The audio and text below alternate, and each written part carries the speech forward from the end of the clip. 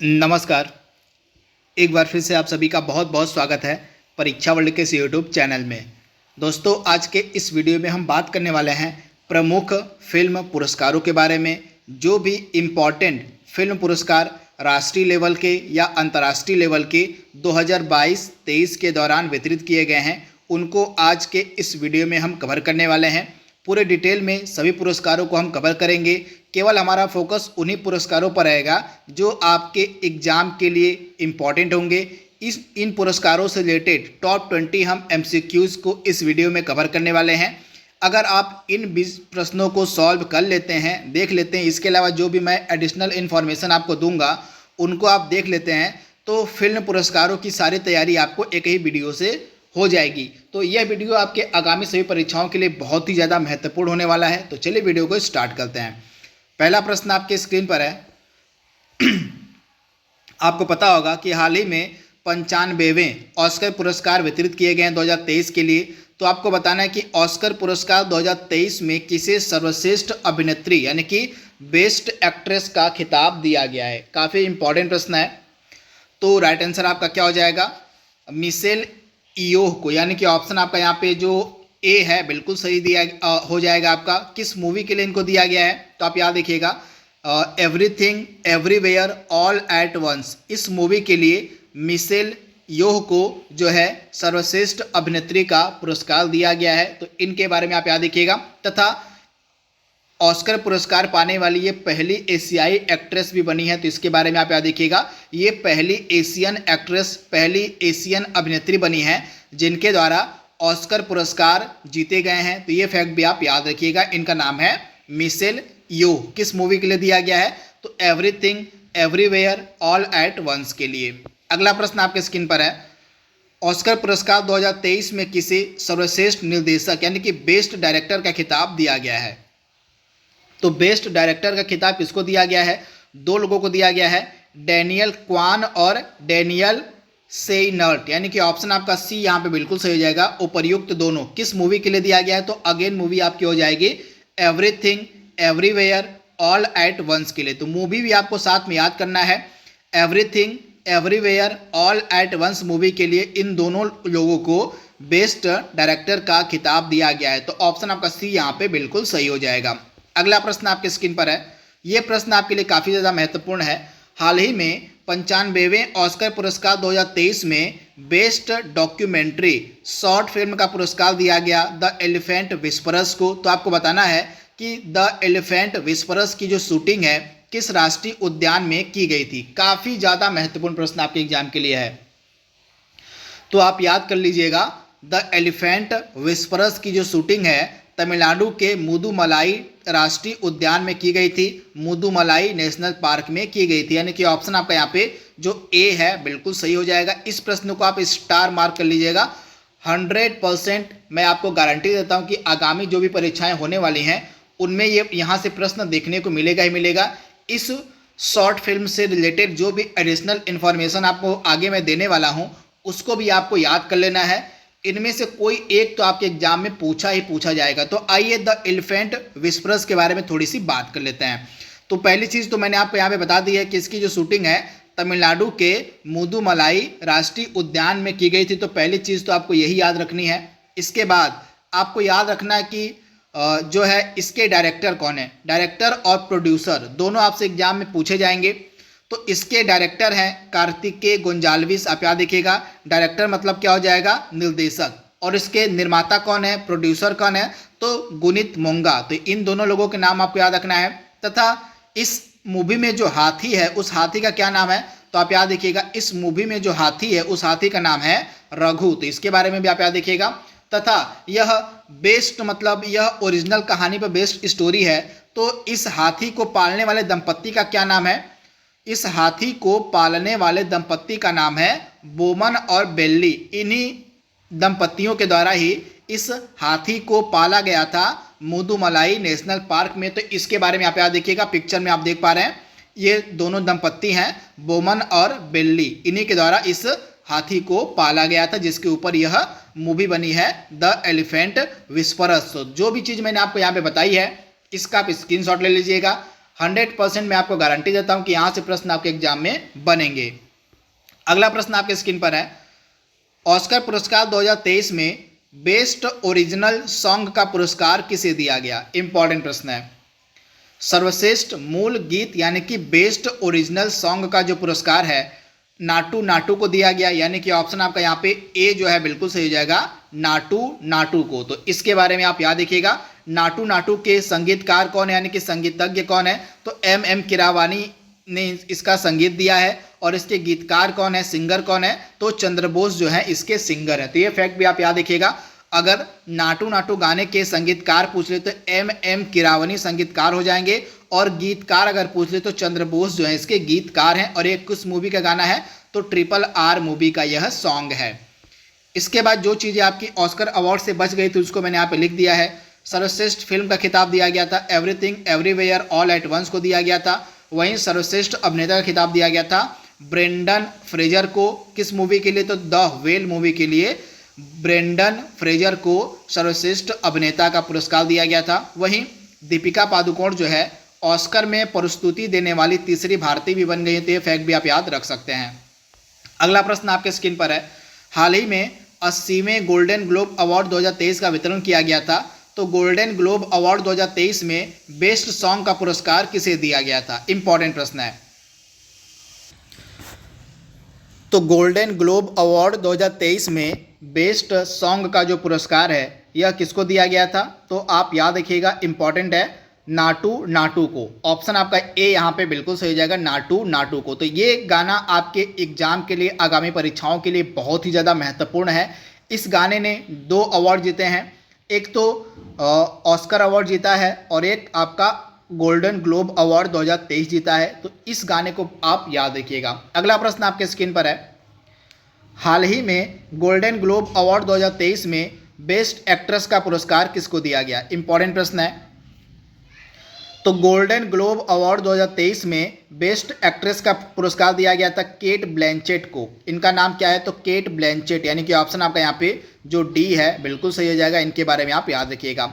अगला प्रश्न आपके स्क्रीन पर है, गोल्डन ग्लोब पुरस्कार 2023 में बेस्ट फिल्म का पुरस्कार किसको दिया गया था?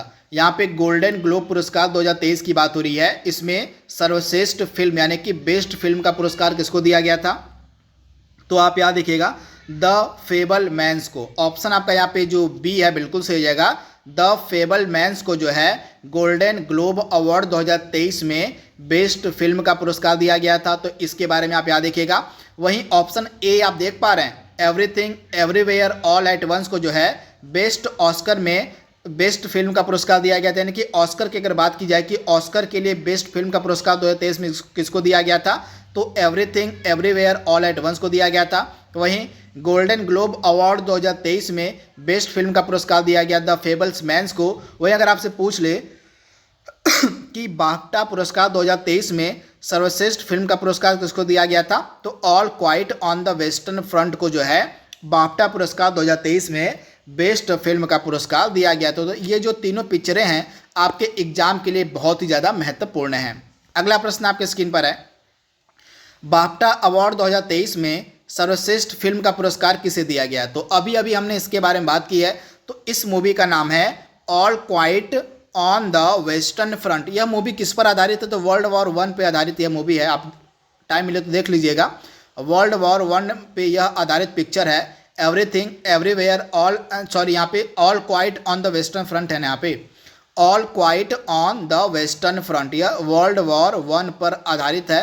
तो इसको जो है बाफ्टा अवार्ड 2023 में बेस्ट फिल्म का पुरस्कार दिया गया। तो इसके बारे में आप याद रखिएगा, ऑप्शन सी। अगला प्रश्न आपके स्क्रीन पर है, हाल ही में बाफ्टा अवार्ड 2023 में सर्वश्रेष्ठ अभिनेत्री का पुरस्कार किसको दिया गया? तो आप याद रखिएगा, बाफ्टा अवार्ड 2023 में बेस्ट एक्ट्रेस यानी कि सर्वश्रेष्ठ अभिनेत्री का जो पुरस्कार है यह दिया गया था केट ब्लैंचेट को। तो एक चीज़ आप ध्यान दीजिएगा, केट ब्लैंचेट को बाफ्टा अवार्ड और गोल्डन ग्लोब अवार्ड इन दोनों में बेस्ट एक्ट्रेस का खिताब दिया गया है। तो दोनों में आप याद रखिएगा, गोल्डन ग्लोब अवार्ड 2023, बाफ्टा पुरस्कार 2023, इन दोनों में अगर आपसे पूछ ले कि बेस्ट एक्ट्रेस का पुरस्कार किसको दिया गया है तो केट ब्लैंचेट आपका राइट आंसर हो जाएगा।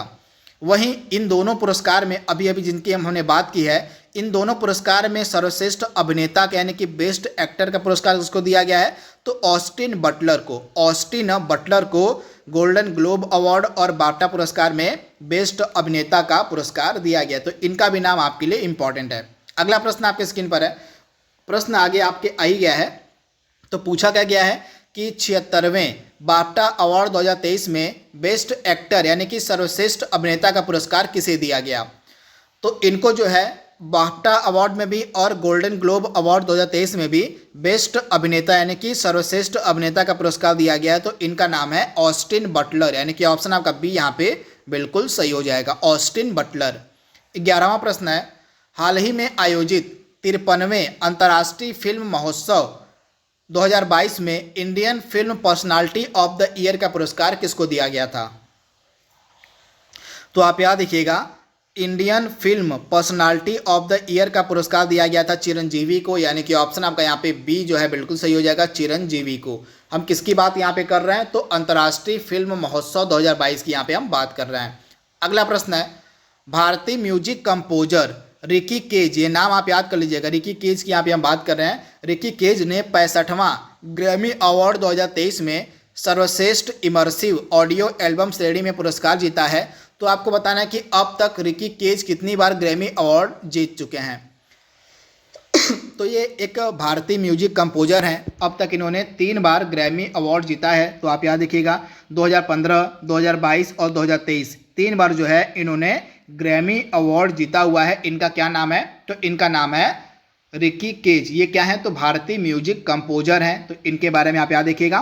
तथा यह जो ग्रैमी पुरस्कार है यह संगीत के क्षेत्र में दिया जाता है। तो एक चीज आप ध्यान दीजिएगा, जो ग्रैमी पुरस्कार है यह संगीत के क्षेत्र में दिया जाता है। पिक्चर में आप देख पा रहे हैं रिकी केज। अगला प्रश्न आपके स्क्रीन पर है, Dada Saheb Phalke international film festival awards 2023 में किसे फिल्म ऑफ द ईयर का खिताब दिया गया है। इंपॉर्टेंट प्रश्न है। यहाँ पे हम Dada Saheb Phalke international film festival awards 2023 की बात कर रहे हैं। तो इसमें फिल्म ऑफ द ईयर का पुरस्कार दिया गया है RRR को, जिसके निर्देशक हैं SS राजमौली। तो इसके बारे में आप याद रखिएगा, ऑप्शन आपका ए यहाँ पे बिल्कुल सही है। अगला प्रश्न आपके स्क्रीन पर है, Dada Saheb Phalke international film festival awards 2023 में सर्वश्रेष्ठ फिल्म का पुरस्कार किसको दिया गया। पिछले प्रश्न में हमने फिल्म ऑफ द ईयर की बात की थी, इस प्रश्न में हम सर्वश्रेष्ठ फिल्म की बात कर रहे हैं। तो सर्वश्रेष्ठ फिल्म का पुरस्कार दिया गया था द कश्मीर फाइल्स को, यानी कि ऑप्शन आपका यहाँ पे जो डी है बिल्कुल सही हो जाएगा, द कश्मीर फाइल्स को। अगला प्रश्न आपके स्क्रीन पर है, Dada Saheb Phalke international film festival awards 2023 में किसे बेस्ट एक्ट्रेस यानी कि सर्वश्रेष्ठ अभिनेत्री का पुरस्कार दिया गया। तो पिक्चर में आप देख पा रहे हैं, ये हैं आलिया भट्ट। इनको किस मूवी के लिए दिया गया, तो गंगूबाई काठियावाड़ी के लिए इनको जो है सर्वश्रेष्ठ अभिनेत्री का पुरस्कार दिया गया। तो ऑप्शन आपका यहाँ पे जो बी है बिल्कुल सही हो जाएगा, आलिया भट्ट को। अगला प्रश्न है, Dada Saheb Phalke international film festival awards 2023 में किसे बेस्ट एक्टर यानी कि सर्वश्रेष्ठ अभिनेता का पुरस्कार दिया गया। तो इनका क्या नाम है, पिक्चर में आप देख पा रहे हैं अभिनेता रणबीर कपूर। इनको ब्रह्मास्त्र मूवी के लिए सर्वश्रेष्ठ अभिनेता का पुरस्कार दिया गया। तो ऑप्शन आपका यहाँ पे सी जो है बिल्कुल सही हो जाएगा, रणबीर कपूर। 17वां प्रश्न आपके स्क्रीन पर है, वर्ष 2020 के लिए दादा साहेब फाल्के अवार्ड से किस मशहूर अभिनेत्री को सम्मानित किया गया है। इंपॉर्टेंट प्रश्न है, आप याद कर लीजिएगा। दादा साहेब फाल्के अवार्ड 2020 किसको दिया गया है, तो आशा पारेख को, यानी कि ऑप्शन आपका यहाँ पे सी जो है बिल्कुल सही हो जाएगा, आशा पारेख को। 18वां प्रश्न है, हाल ही में किस भारतीय फिल्म अभिनेता को संयुक्त अरब अमीरात ने गोल्डन वीजा प्रदान किया है। तो पिक्चर में आप देख पा रहे हैं ये अभिनेता हैं कमल हसन। इन्हीं को UAE यानी कि संयुक्त अरब अमीरात के द्वारा गोल्डन वीजा प्रदान किया गया था। अगला प्रश्न है, RRR मूवी RRR फिल्म के गाने नाटू नाटू के गीतकार कौन है। यहाँ पे गीतकार की बात हो रही है तो इसके गीतकार कौन है, तो चंद्रबोस जो हैं इसके गीतकार हैं। और संगीतकार अगर पूछ ले कि संगीत किसने दिया है, तो संगीत दिया है MM कीरावनी। ये नाम इंपॉर्टेंट है, MM कीरावनी जो हैं इसके क्या हैं, संगीतकार हैं। वही गीतकार पूछ ले गाना किसने गाया है, तो गाना गाया था चंद्रबोस ने। तो ये इंपॉर्टेंट है, आप इसे याद कर लीजिएगा। वहीं कोरियोग्राफर पूछ ले कि कोरियोग्राफर कौन है इस गाने के, तो कोरियोग्राफर हो जाएंगे प्रेम रक्षित। तो ये तीनों नाम आपके लिए इंपॉर्टेंट है, एक बार फिर से मैं आपको रिपीट कर दे रहा हूं। अगर नाटू नाटू गाने का गीतकार पूछ ले तो राइट आंसर आपका हो जाएगा चंद्र बोस हो जाएगा। MM कीरावानी आपके संगीतकार यानी कि संगीत इन्होंने दिया था, MM कीरावानी ने संगीत दिया था। और इस गाने का कोरियोग्राफर कौन है, तो कोरियोग्राफर हैं प्रेम रक्षित। तो इनके बारे में आप याद रखिएगा। आज के सेशन का लास्ट प्रश्न आपके स्क्रीन पर है, 53वां अंतर्राष्ट्रीय फिल्म महोत्सव 2022 में बेस्ट फिल्म के लिए किसे गोल्डन पीकॉक पुरस्कार दिया गया था। तो यहाँ पे 53वां अंतर्राष्ट्रीय फिल्म महोत्सव यानी कि IFFI 2022 की बात हो रही है। तो इसमें जो है बेस्ट फिल्म के लिए गोल्डन पीकॉक पुरस्कार दिया गया था आई हैव इलेक्ट्रिक ड्रीम्स को, यानी कि ऑप्शन आपका यहाँ पे ए जो है बिल्कुल सही हो जाएगा। यह एक स्पेनिश मूवी थी, यह एक स्पेनिश मूवी थी जिसको यह गोल्डन पीकॉक पुरस्कार दिया गया है। तो आई होप ये सभी प्रश्न आपके एग्जाम के लिए हेल्पफुल होंगे। इसी आशा के साथ, इसी उम्मीद के साथ इस वीडियो को यहीं पे विराम देते हैं। तब तक के लिए thank you, thanks for watching, thank you.